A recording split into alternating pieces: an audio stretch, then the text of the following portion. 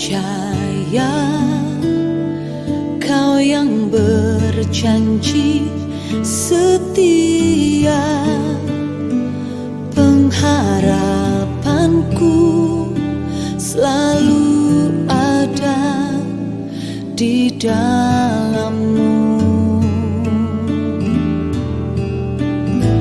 Ku tidak akan menyerah meski dalam kesesakan. Seluruh hidupku dalam genggamanmu.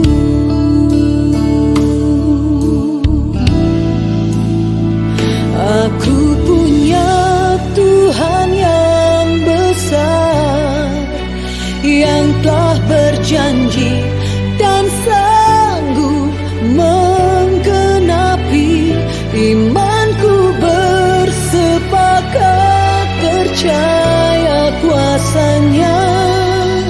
Ku terima sekarang kemenangan darimu.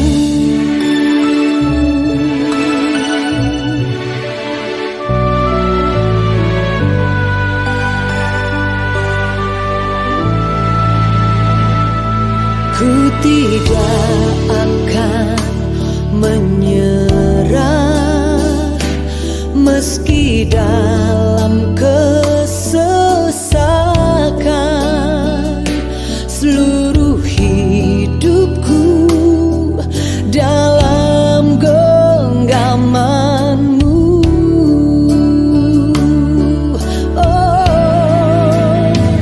Aku punya Tuhan yang besar, yang telah berjanji dan sanggup menggenapi. Imanku bersepakat percaya kuasanya. Ku terima sekarang kemenangan darimu.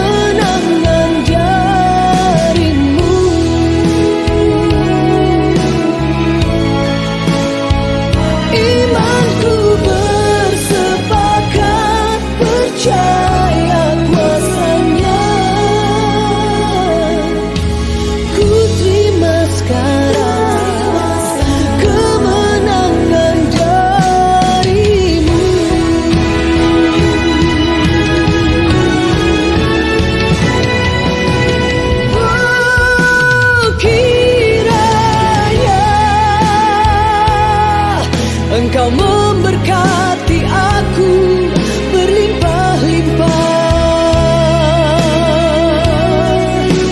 dan memperluas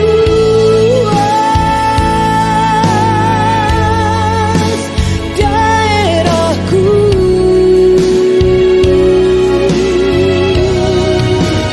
Dan kiranya tanganmu dan melindungi aku daripada malapetaka,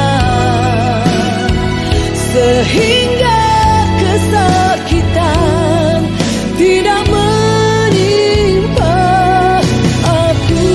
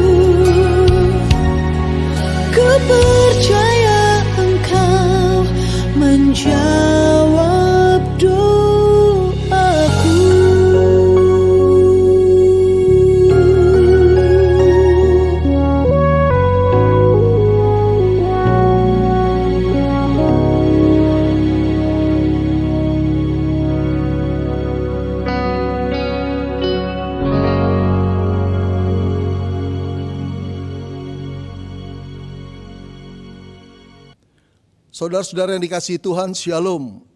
Selamat berbakti di dalam kebaktian yang kudus ini. Kita boleh memuji, menyembah Tuhan dan mendengar firman-Nya. Dimanapun saudara berada, Tuhan juga berada di sana. Saudara yang dikasihi Tuhan, mari kita buka firman Tuhan yang kali ini terambil dari 2 Korintus 6 ayat 1 sampai dengan 8a. 2 Korintus 6 ayat 1 sampai dengan 8a. Saudara, demikianlah firman Tuhan. 2 Korintus 6 ayat 1 sampai 8a. Sebagai teman-teman sekerja, kata Paulus kepada jemaat Korintus, kami menasihati kamu supaya kamu jangan membuat menjadi sia-sia kasih karunia Allah yang telah kamu terima. Sebab Allah berfirman, pada waktu aku berkenan, aku akan mendengarkan engkau. Dan pada hari aku menyelamatkan engkau, aku menolong engkau. Sesungguhnya pada waktu ini adalah waktu perkenan itu. Sesungguhnya hari ini adalah hari penyelamatan itu. Dalam hal apapun kami tidak memberikan sebab orang tersandung, supaya pelayanan kami jangan sampai dicela. Sebaliknya dalam segala hal kami menunjukkan bahwa kami adalah pelayan Allah, yaitu dengan menahan dengan penuh kesabaran dalam penderitaan, kesesakan, dan kesukaran. Dalam menanggung dera, dalam penjara, dalam kerusuhan, dalam berjerih lelah, dalam berjaga-jaga dan berpuasa. Dalam kemurnian hati, pengetahuan, kesabaran, kemurahan hati, dalam Roh Kudus dan banyak hal, dan kasih yang tidak munafik. Ayat ke-7 saudara, dalam pemberitaan kebenaran dan kekuasaan Allah dengan menggunakan senjata-senjata keadilan untuk menyerang ataupun membela ketika aku dihormati atau ketika aku dihina. Saudara, pernah pada satu malam di kota Malang yang dingin, saya melihat seorang pengemis yang tidur kedinginan di sebuah emper toko. Lalu saya pikir dia memerlukan sebuah selimut. Saya ambilkan sebuah selimut, saya siapkan beberapa potong roti, saya siapkan juga botol aqua. Kemudian saya balik ke sana, saya bangunkan bapak itu dan saya berkata, Pak, ini ada roti buat bapak, ada minuman. Makan dan minum, kemudian ini selimut biar bapak tidak kedinginan. Saudara, 10 menit saya tinggalkan dia, mobil saya berbalik ke sana. Ternyata orang itu masih tidur dalam posisi yang sama. Roti, minuman, dan selimut yang saya berikan masih di tempat yang sama. Oh saudara, betapa kecewanya saya. Saya sudah memberikan pemberian yang saya anggap dapat menolong dia, dapat membantu dia. Yang terbaik saya berikan. Dia tidak menanggapi. Dia meresponi dengan acuh tak acuh. Saudara-saudara, itu berarti pemberian saya sia-sia, bukan? Patut saya merasa kecewa, saya merasa jengkel, lalu berpikir, kenapa saya berikan ya? Nah, saudara, bisa saudara bayangkan, kalau ada seorang bapak yang menyekolahkan anaknya ke luar negeri, dan ini banyak terjadi saudara, dengan pengorbanan sebisa-bisanya saudara, agar anaknya sekolah di luar negeri dan menjadi orang pandai di sana. Tetapi setelah ayahnya katakanlah meminjam uang di bank dengan anggunan rumah sendiri, lalu menyekolahkan anaknya di sana, dia pikir anaknya rajin kuliah, ternyata apa kenyataannya? Tidak saudara. Anak itu bersenang-senang dengan teman-temannya, anak itu pergi ke sana ke sini, tidak peduli dengan kuliahnya. Setiap 1 semester papanya mengirim uang kembali, meminjam uang dari bank lagi, dianggunkannya saudara rumah mereka yang satu-satunya itu. Saudara, 4 tahun kemudian anak itu kembali dengan tangan yang kosong. Gak ada ijazah, gak ada ilmu. Saudara, betapa kecewanya papanya yang mengetahui keadaan seperti itu. Sampai dia berkata, pengorbanan yang sia-sia. Saudara yang dikasihi Tuhan, betapa kecewanya kalau kita berada pada posisi sang ayah. Rasanya anak itu tidak tahu diri, tidak tahu menghargai, tidak tahu betapa mahalnya pengorbanan yang kita berikan kepada anak itu. Saudara yang dikasihi Tuhan, mensia-siakan adalah wujud dari ketidakpenghargaan. Kesia-siaan atau mensia-siakan saudara adalah wujud yang dilakukan oleh seseorang yang tidak menghargai sebuah pemberian atau kesempatan. Padahal orang yang memberikan itu bermaksud baik. Dia pikir pemberiannya sangat mahal dan berharga dengan sangat layak. Pantas dan membantu orang yang dibantu. Tetapi respon daripada orang yang dibantu bukan menghargai, tapi mensia-siakan. Saudara, jelas orang yang memberi itu sangat-sangat kecewa. Saya ingin masuk lebih dalam, saudara. Saya ingin membayangkan perasaan Tuhan yang sangat kecewa ketika pemberiannya atau kesempatan yang diberikan kepada anak-anaknya tidak dipergunakan dengan baik, tidak dihargai, diabaikan begitu saja. Barangkali yang mengabaikan itu termasuk engkau dan saya. Saudara-saudara, mungkin sampai di sini ada beberapa di antara kita berkata, Pak, dengan cara apa kami tidak menghargai pemberian Allah atau kesempatan yang Allah berikan kepada kami? Ada banyak hal wujudnya, saudara. Ada banyak hal wujudnya. Misalnya, kita kurang menghargai hidup yang Tuhan berikan. Kita kurang menghargai kesehatan yang Tuhan berikan. Kita kurang menghargai rezeki yang Ia limpahkan kepada kita. Kita kurang menghargai kesempatan waktu yang Tuhan berikan untuk kita melayani. Kesempatan berbuat baik yang Tuhan berikan di depan kita. Dan kemampuan-kemampuan, talenta-talenta yang telah Tuhan berikan kepada kita. Kita tidak hargai, kita tidak pakai itu. Ada banyak hal wujud, saudara-saudara, Tuhan memberikan kita anugerah. Tapi kita tidak pergunakan dengan baik. Apa wujudnya, saudara? Banyak sekali. Kesempatan kita untuk bekerja keras di dalam pelayanan. Kesempatan kita untuk memaksimalkan karunia-karunia Tuhan di dalam diri kita. Talenta-talenta untuk kepentingan namanya. Kita asik dengan diri kita sendiri. Kita asik dengan cita-cita dan mimpi indah kita. Kita tidak menghargai karunia yang diberikan oleh Tuhan. Si pemberi yang bermaksud untuk dipakai untuk kemuliaannya. Kita tidak hargai, kita abaikan itu. Saudara-saudara yang dikasihi Tuhan, pada waktu Paulus menulis surat kepada jemaat Korintus, jemaat ini adalah salah satu jemaat dari sekian jemaat yang juga mensia-siakan anugerah yang Allah berikan. Bagaimana mereka mensia-siakannya? Saudara, di dalam 2 Korintus 6 ayat yang pertama, Paulus menasihati jemaat Korintus dengan berkata seperti ini. Sebagai teman sekerja, kami menasihatkan kamu supaya kamu jangan membuat menjadi sia-sia kasih karunia Allah yang telah kamu terima. Saudara, jemaat Korintus adalah jemaat hasil penginjilan Paulus di sana. Dulu hanya orang-orang kafir yang tidak mengenal Allah. Paulus datang dengan Injil dan kuasa Allah memberitakan Yesus yang tersalib. Akhirnya beberapa orang menjadi percaya, lalu dibangunlah sebuah gereja. Kurang lebih 18 bulan Paulus mengembala di sana. Dia memberikan pengajaran-pengajaran Kristen, dasar-dasar Injil yang ketat di sana. Dia mendidik dan membina spiritualitas jemaat untuk menjadi orang Kristen yang sejati.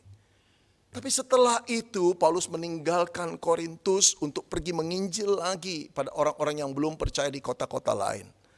Lalu apa yang terjadi dengan jemaat Korintus? Inilah yang mengecewakan. Apa yang diharapkan oleh Paulus, saudara, tidak terjadi. Bahkan terjadinya di luar apa yang diharapkan. Ada perselisihan di jemaat Korintus.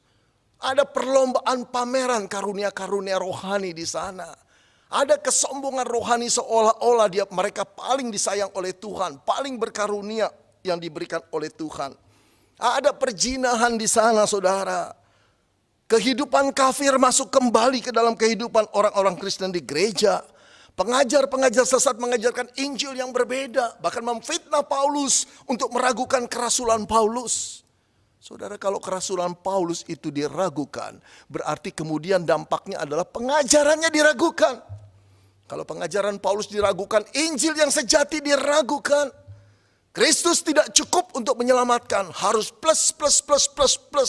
Inilah yang berbeda dengan Injil yang sejati. Saudara, apa yang terjadi di dalam gereja Korintus?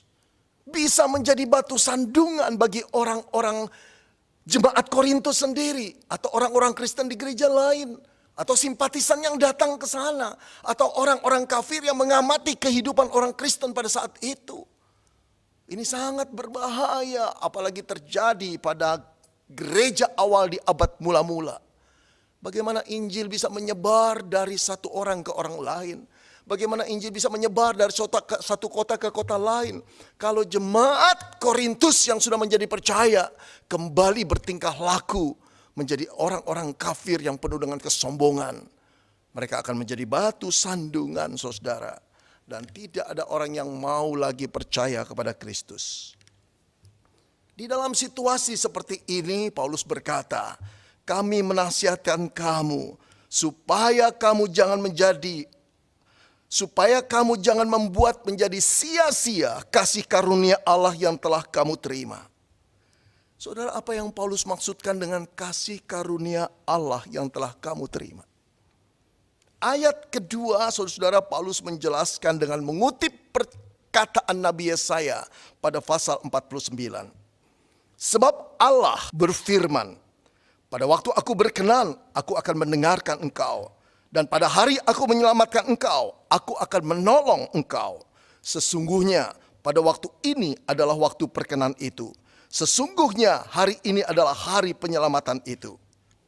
Saudara, dengan mengutip perkataan Nabi Yesaya, sebetulnya Paulus ingin mengingatkan tentang bangsa Israel yang terbuang, yang merindukan pertolongan daripada Tuhan. Sampai Tuhan turun tangan pada waktunya.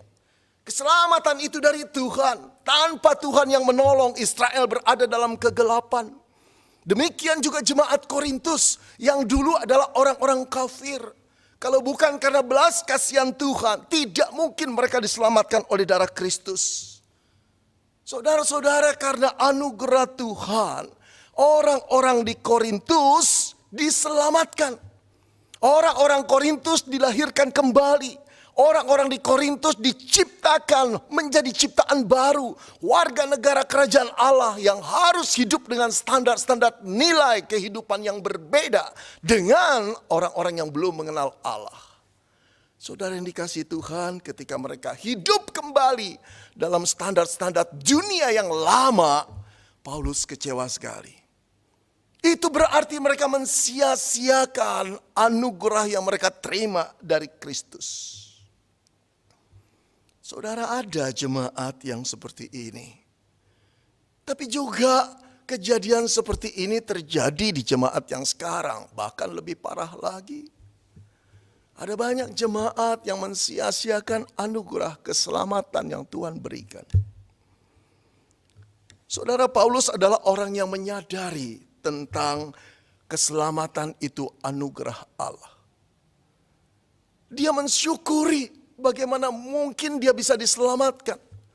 Kalau memikirkan hal itu hatinya tergetar, barangkali juga air matanya menetes. Bagaimana mungkin orang sekejam dan sejahat sebusuk dia diselamatkan oleh Allah melalui penebusan putranya di kayu salib. Dia pembenci kekristenan. Dia benci tokoh yang bernama Yesus Kristus yang dianggap bidat yang sejati itu, yang radikal itu. Dia benci dengan orang-orang Kristen yang bersekutu. Dia mengejar dan menangkap dan memasukkannya ke dalam penjara. Dia merasa itu satu kebaktian atau berbakti buat Tuhan. Itu satu pengabdian dia. Dia tidak tahu bahwa arah dia salah. Dia kejam, dia bengis. Dia begitu jahatnya. Tetapi dalam perjalanan menuju Damsyik, saudara, dia ditangkap oleh Allah. Dia ditegur oleh Allah. Dia disadarkan oleh Allah bahwa selama ini dia seperti binatang liar yang terus memberontak kepada Allah. Seharusnya dia layak untuk dihukum dan dijatuhi hukuman mati. Tapi yang mengherankan, Allah mengampuni dia. Yang jauh lebih mengherankan lagi, Allah memanggil dia menjadi hambanya, menjadi dutanya. Oleh karena itu dia menasihati jemaat Korintus dengan berkata, sebagai rekan kerja. Rekan kerja siapa? Rekan kerja Allah. Sekarang orang yang buruk itu, yang jahat itu, telah berubah status menjadi anak Allah. telah berubah status menjadi duta Allah, telah berubah status menjadi wakil Allah, rekan sekerja Allah yang membawa pesan daripada Allah. Tentu saja pesan ini berwibawa. Dia menasihati jemaat Korintus, jangan kamu menyia-nyiakan kasih karunia Allah yang telah kamu terima. Paulus memberikan dirinya sebagai contoh. Dia membuat kasih karunia Allah yang telah dia terima itu tidak sia-sia di dalam dirinya. Bagaimana? Bagaimana dia membuatnya menjadi tidak sia-sia? Ayat ketiga dikatakan, dalam hal apapun kami tidak memberikan sebab orang tersandung, supaya pelayanan kami jangan dicela. Saudara, menarik sekali dia berkata sebab orang tersandung. Kami tidak akan membuat orang tersandung. Artinya apa saudara? Kata tersandung, proskopai mempunyai arti menyebabkan orang lain tersandung atau jatuh. Paulus tidak ingin itu. Dia ingin menjadi satu pelayan Allah yang justru menjadi teladan. Ditiru orang, bukan menjadi batu sandungan yang membuat orang terjatuh. Sehingga tidak bisa mengikut Yesus atau tidak tertarik pada Yesus. Dia tidak ingin dirinya dicela. Kalau orang mencela dirinya, orang akan mencela pengajarannya. Kalau orang mencela pengajarannya, orang akan mencela Tuhannya. Dia menjaga kehidupan integritinya, saudara, integritasnya. Supaya sebagai pelayan, betapapun sulit kehidupannya, dia tetap dapat dipercaya. Saudara, berapa banyak orang Kristen, majelis hamba Tuhan yang tidak belajar untuk menjaga nama baiknya, integritasnya. Sehingga orang-orang tersandung dan tidak mau datang ke gereja dan tidak mau menjadi orang Kristen. Saudara, sejak saya menjadi pelayan Tuhan, ada banyak perkataan yang bernada seperti ini. Buat apa ke gereja, Pak? Kalau majelis gereja tingkahnya seperti itu. Aduh Pak, kalau saya cuma ke gereja akhirnya jadi seperti pendeta itu karakter saya. Waduh Pak, minta maaf, saya jauh lebih baik dari dia. Ada lagi yang berkata, orang itu Pak penipu besar. Cuma di mimbar dia kudus dan saleh. Karena pakai topeng kudus dan saleh. Setelah itu dia pemain sandiwara yang licik luar biasa. Saudara-saudara yang dikasihi Tuhan, berbeda dengan Paulus. Di dalam segala hal dia jaga integritasnya. Supaya dirinya sebagai pelayan Tuhan tidak menjadi batu sandungan.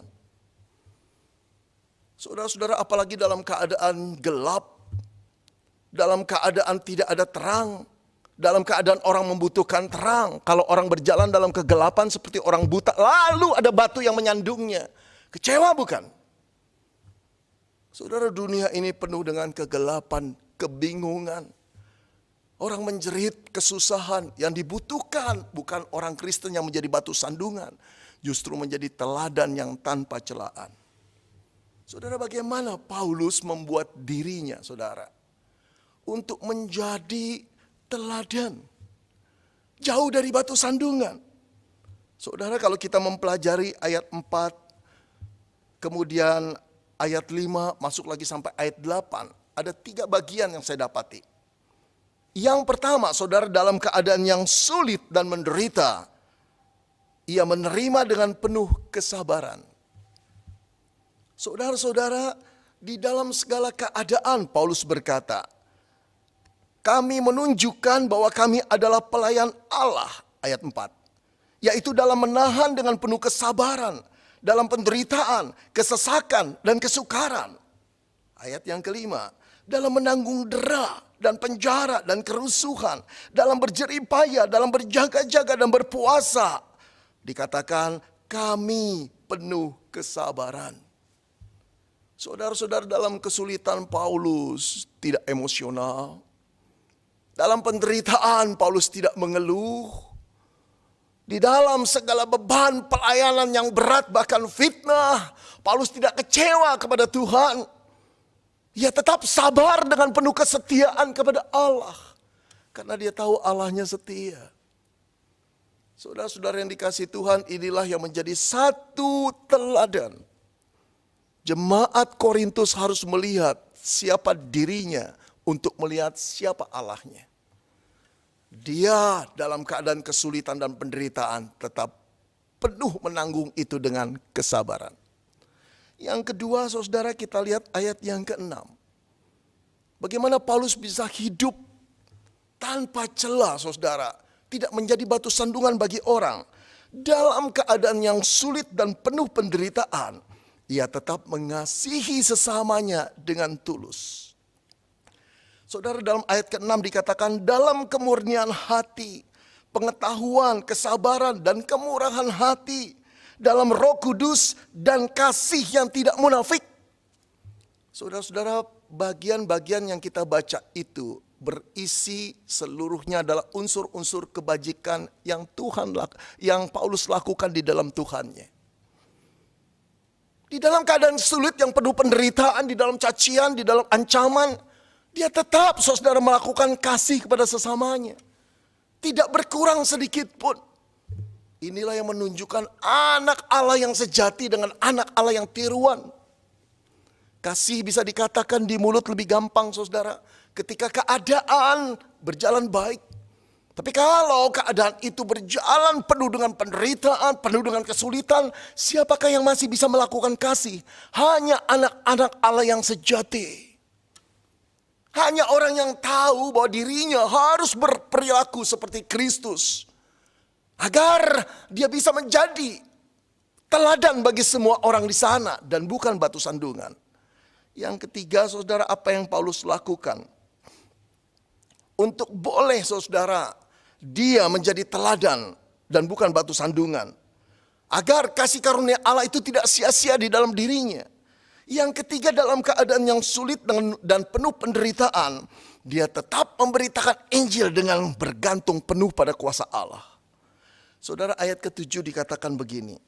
Dalam pemberitaan kebenaran dan kekuasaan Allah dengan menggunakan senjata keadilan untuk menyerang ataupun membela, dihormati atau dihina. Saudara, dengan kata lain Paulus berkata, aku tetap memberitakan Injil dengan kekuatan Allah. Apakah aku diserang atau aku harus membela? Apakah aku dihormati atau dihina? Aku tetap memberitakan Injil. Memberitakan Injil adalah satu kebaikan, anugerah yang terbesar. Jadi Paulus membalas orang-orang yang menyerang dia dengan mengabarkan Kristus. Memberikan satu anugerah yang besar dengan menunjukkan Kristus Sang Juru Selamat itu. Saudara-saudara, keadaan yang sulit, penderitaan dan ancaman dari musuh-musuhnya tidak membuat Paulus berhenti untuk mengabarkan Kristus dengan kuasa Allah kepada mereka. Ini berdasarkan satu hati yang penuh kasih. Tidak pernah Paulus memberikan itu dengan sia-sia. Saudara, bagaimana keadaan kita sekarang? Kalau kita ingin menghargai kasih karunia Allah dan tidak menyia-nyiakan anugerah Allah, keselamatan Allah itu sebagai anugerah besar yang harus kita jalani dengan hati-hati, integritas, supaya tidak menjadi batu sandungan agar nama Tuhan dipermuliakan, kita perlu mengikuti langkah-langkah Paulus. Saudara yang dikasihi Tuhan, keselamatan yang kita terima itu kita terima dengan cuma-cuma. Tetapi hidup kita jangan sampai berlalu dengan percuma. Saudara, saya teringat kisah seorang tentara ketika perang Teluk. Ada seorang bernama John, sayang sekali saya lupa marga belakangnya. Sejak dia kecil dia bercita-cita untuk jadi tentara Amerika. Saudara, setelah selesai college dia masuk bergabung dengan pendidikan militer di sana. Waktu perang Teluk terjadi pada Januari 1991, saudara, dia termasuk orang yang dikirim untuk perang Teluk. Saudara, di dalam satu penyerangan, dalam satu pertempuran, tentara Amerika di perang Teluk itu terdesak. Komandannya berkata, lari, mundur. Maka seluruh pasukan yang berada di front depan itu cepat-cepat mengambil langkah lari ke belakang dan mundur. Karena desakan tentara-tentara sekutu atau tentara-tentara, karena desakan daripada serangan lawan yang sangat berat itu dan sangat kuat itu. Namun ketika John lari ke belakang, dia melihat temannya terkurung di sana. Masuk dalam satu lubang dan tidak bisa keluar. Saudara, dengan nekat dia berlari terus ke lubang itu untuk menolong temannya. Dia bunyikan senapannya, langsung dia jalan ke sana. Dia tarik temannya keluar, tapi sebuah peluru menyarang di dadanya. Matilah John. Saudara, 5 tahun kemudian ada acara peringatan John yang diadakan oleh kedua orang tuanya. Teman-teman tentaranya banyak diundang ke sana, rumahnya penuh. Kemudian kebaktian peringatan akan meninggalnya John sebagai pahlawan yang luar biasa, yang membanggakan ayah ibunya itu diadakan. Saudara, teman yang tertolong itu pun datang.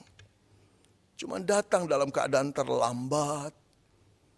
Kemudian mulutnya bau alkohol. Berkata perkataan-perkataan kotor. Dan ternyata teman yang ditolong itu telah berhenti dari kemiliteran. Saudara, melihat hal ini, orang tua John terkejut sekali. Dia baru tahu yang ditolong oleh anaknya itu orang seperti apa. Saudara-saudara, ketika memberikan ucapan di tengah-tengah orang banyak, papa daripada John memukul dadanya dan berkata, "Aku menyesal anakku mengorbankan diri untuk orang seperti ini. Aku menyesal anakku mengorbankan diri untuk orang seperti ini." Pengorbanan yang sia-sia. Saudara yang dikasihi Tuhan, kalau ingin mengorbankan diri, korbankan untuk orang baik. Kalau ingin mengorbankan diri, korbankan untuk orang yang bisa menghargai pengorbanan itu. Kalau kita mengorbankan diri untuk orang yang tidak bisa menghargai, bukankah pengorbanan itu sia-sia? Saudara, saya khawatir sekali Allah Bapa di surga memukul dadanya dan melihat engkau dan saya. Melihat kehidupanmu dan kehidupanku dan berkata, "Aku menyesal. Anakku mengorbankan diri untuk orang seperti ini." Oh saudara, itu yang Paulus tidak inginkan. Dia menghargai pengorbanan Yesus Kristus di kayu salib. Dia sangat bersyukur, dia tahu dirinya siapa. Dia tidak layak menerima pengorbanan itu. Dia pantas dibinasakan di dalam murka Allah. Dia pantas menerima kematian yang mengerikan dan dilempar ke perapian neraka yang menyala-nyala. Dia pantas semua itu. Satu hal yang dia tidak pantas, diselamatkan oleh darah Kristus. Dikasihi oleh Allah yang suci dan kudus itu. Karena itu gentar hatinya ketika melihat salib Kristus. Karena itu dia terus menjaga integritasnya. Karena itu terus dia tidak ingin kasih karunia Allah itu, saudara, menjadi sia-sia di dalam dirinya. Mari kita sederap dengan Paulus. Mari kita berkata, "Aku tidak akan membiarkan kasih karunia Tuhan Yesus Kristus yang telah aku terima itu menjadi sia-sia." Bagaimana caranya? Seperti yang Paulus lakukan dalam kesulitan dan penderitaan, bertahanlah dengan penuh kesabaran. Saudara, ada banyak orang Kristen yang sudah mengeluh, sudah meninggalkan iman Kristennya di tengah-tengah pandemi yang menyesakkan ini. Kehilangan kepercayaannya, melakukan hal-hal yang menyerempet dosa untuk mendapat penghidupan yang lebih baik. Tidak bagi kita. Kita belum separah Paulus. Yang kedinginan, yang kelaparan, yang terapung-apung, yang diancam oleh kematian dimanapun dia berada. Kita belum seperti dia. Mengeluarkan darah, dipukul, dicabuk 40 kali, kurang satu pukulan. Dibenci oleh orang banyak. Kita belum seperti dia. Apalagi kita belum seperti Kristus yang menebus dosa kita. Dia telah menerima semua kesakitan kita itu. Bahkan murka Allah yang menyala-nyala dia terimanya. Tapi mereka berdua, Paulus dan Yesus, tetap setia. Dengan penuh kesabaran menanggung penderitaan itu. Saudara, engkau dan saya tidak akan menjadi batu sandungan kalau kita dalam kesulitan apapun dengan penuh kesabaran. Tetap berani menanggung itu sebagai salib yang harus kita tanggung. Seperti Paulus dan Kristus. Bagaimana kita bisa menjadi teladan dan menghindari menjadi batu sandungan bagi orang lain? Saudara-saudara, kita tetap menjalankan kebajikan bagi sesama kita. Mengasihi mereka. Saudara, inilah kesempatan di saat-saat orang sulit, orang meradang, orang merasa sesak dalam kehidupannya, orang takut dan gelisah, tidak tahu dari mana penghasilan mereka. Kita yang diberikan Tuhan lebih sedikit, bisa berbagi itu. Gampang berbagi di dalam keadaan yang normal, tapi sulit berbagi dalam keadaan new normal. Gampang berbagi di dalam keadaan berkelimpahan, tapi tidak mudah berbagi di dalam keadaan yang sama-sama sulit. Tapi disinilah iman Kristen, anak-anak Tuhan diuji. Juga hamba-hamba Tuhan diuji. Apakah kita cuma bisa mengasihi jemaat saat berkelimpahan? Saat kita juga susah, disinilah kita menguji bahwa kita pelayan yang sejati. Pelayan yang sejati. Bagaimana kita bisa menjadi saudara teladan dan bukan batu sandungan. Untuk memperlihatkan bahwa kita tidak menyia-nyiakan anugerah Tuhan. Tetap kabarkan Injil Tuhan. Dengan kekuatan Tuhan. Inilah yang dibutuhkan orang pada zaman sekarang. Inilah yang dibutuhkan gereja pada zaman sekarang. Saudara, selain kesulitan di dalam ekonomi yang menekan jemaat. Dan banyak orang di luar gereja. Mereka takut menghadapi kematian. Siapa yang bisa menghibur mereka kalau bukan Injil? Inilah saat yang tepat gereja untuk mengabarkan Injil firman Tuhan. Inilah saat yang tepat mengabarkan Kristus yang tersalib. Inilah saat yang tepat untuk mengatakan Kristus telah bangkit dan menjamin kehidupan umatnya yang percaya kepadanya. Bahwa sekali-kali mereka tidak akan binasa di dalam kekekalan. Tidak pernah Allah membuat situasi seperti ini, bukan? Tidak pernah manusia dari seluruh negara dan dunia mengalami ketidakpastian. Siapa yang pasti di dalam zaman ini? Cuma satu, Kristus yang menyelamatkan engkau dan saya. Yang memberikan anugerah keselamatan bagi engkau dan saya. Yang telah menghidupkan engkau dan saya menjadi duta-duta Kristus. Bukan dengan kekuatan kita. Kita memenangkan jiwa-jiwa itu. Tetapi tetap bersandar pada kekuatan Roh Tuhan. Paulus datang ke Korintus dengan takut dan gentar. Hanya satu yang diandalkan, kekuatan Roh Allah. Dan membuahkan hasil yang manis. Munculnya orang-orang Kristen baru di sana. Dan menjadi satu buah gereja di sana. Saudara yang dikasihi Tuhan, jangan sia-siakan anugerah Allah. Di dalamnya ada hidupmu dan hidupku. Di dalamnya ada kesempatan Allah memakai engkau dan aku. Di dalamnya ada kesempatan Tuhan mengundang pelayanan bagimu dan bagiku. Di dalamnya ada kesempatan kita membantu orang-orang susah. Di dalamnya ada kesempatan kita mengabarkan Injil Allah di sana dengan kekuatan Tuhan. Jangan biarkan itu sia-sia. Pada akhirnya saudara, sebagai hamba tetaplah berdiri dengan teguh. Penuh dengan kesabaran, penuh dengan kasih. Penuh dengan kekuatan untuk memberitakan Injil, tetap setia kepada Dia. Selamat bagi saudara yang berkata, aku mau Tuhan untuk tidak mensia-siakan anugerah keselamatan yang telah Kau berikan kepada aku. Mari kita berdoa. Bapa di dalam surga, firman-Mu telah kami dengar. Betapa bodohnya kami Tuhan, telah diberikan satu pemberian yang begitu berharga. Satu kesempatan yang begitu luar biasa. Mengenal Yesus, diselamatkan oleh Yesus, menjadi anak-anak Allah di dalam diri Tuhan Yesus Kristus, ditebus dan dijamin dengan keselamatan yang kekal. Tapi hidup kami mensia-siakan pemberian itu.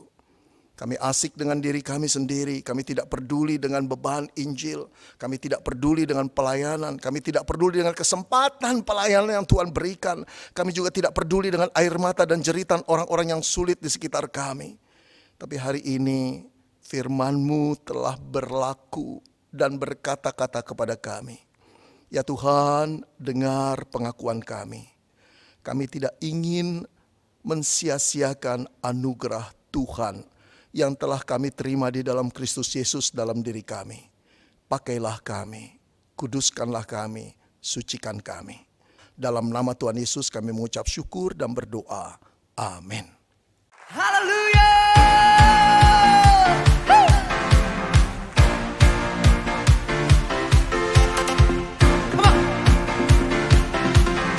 Boleh sama-sama melompat buat Allah kita, come on!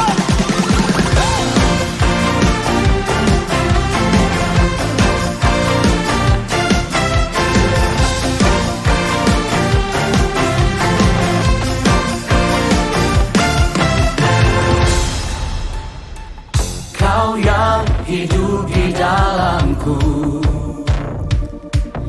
menjadikanku lebih dari pemenang. Seluruh bumi tinggikan namamu, menyatakan kebesaran dan keagunganmu. Yesus, Tuhanku pemenang, Raja segala raja, perbuatanmu ajaib dan perkasa. Kaulah Tuhanku yang hebat, kuasa iblis dikalahkan, surga bumi bersorak. Haleluya. Mari bersama-sama katakan, Tuhan, Engkau Allah yang hidup di dalamku. Kau yang hidup di dalamku, Lebih dari pemenang. menjadikanku lebih dari pemenang. Seluruh bumi tinggikan namamu, menyatakan kebesaran dan keagungan. Surga bersama-sama. Yesus, Tuhanku pemenang, Raja segala raja, perbuatanmu ajaib dan perkasa. Kaulah Tuhanku yang hebat, kuasa iblis dikalahkan, surga bumi bersorak. Mana suaranya buat Allah kita?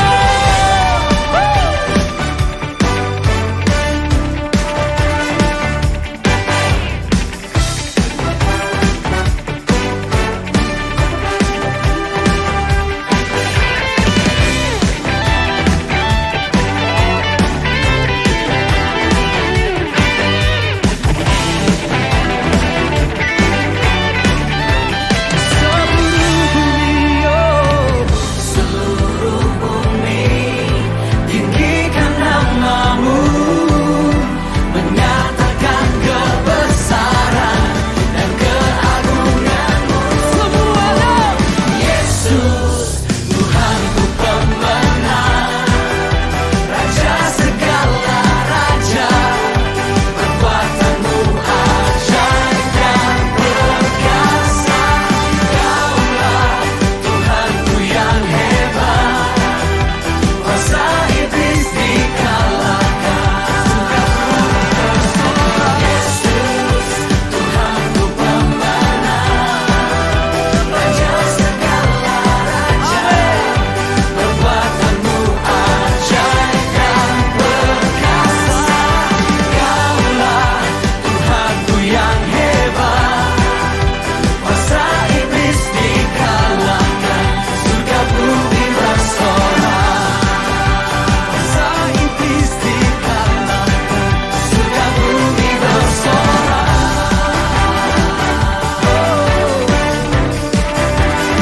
Haleluya.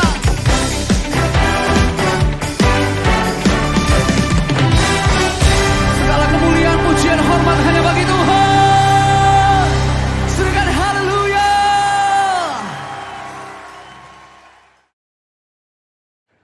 Sekarang terima kasih karunia dan damai sejahtera Tuhan Yesus Kristus dan kasih Allah Bapa kita serta persekutuan Roh Kudus menyertai setiap kita sekarang, seterusnya dan selamanya. Amin. Saudara telah mengikuti ibadah online GBI Alpha Omega. Saudara yang diberkati melalui tayangan ibadah online diberi kesempatan untuk memberi persembahan. Bagi jemaat yang rindu menabur pekerjaan Tuhan di GBI Alpha Omega, dapat memberikan persembahan dan persepuluhan secara online melalui rekening BCA 014-323-7777 atas nama PT Graha Alpha Omega. Sertakan keterangan untuk persembahan atau perpuluhan. Mari memberi dengan penuh sukacita dan ucapan syukur. Untuk mendapatkan informasi terupdate mengenai ibadah online dan informasi lain seputar gereja, Anda dapat mengaksesnya melalui website GBI Alpha Omega. Jesus Christ bless you. Kaulah nafas hidupku.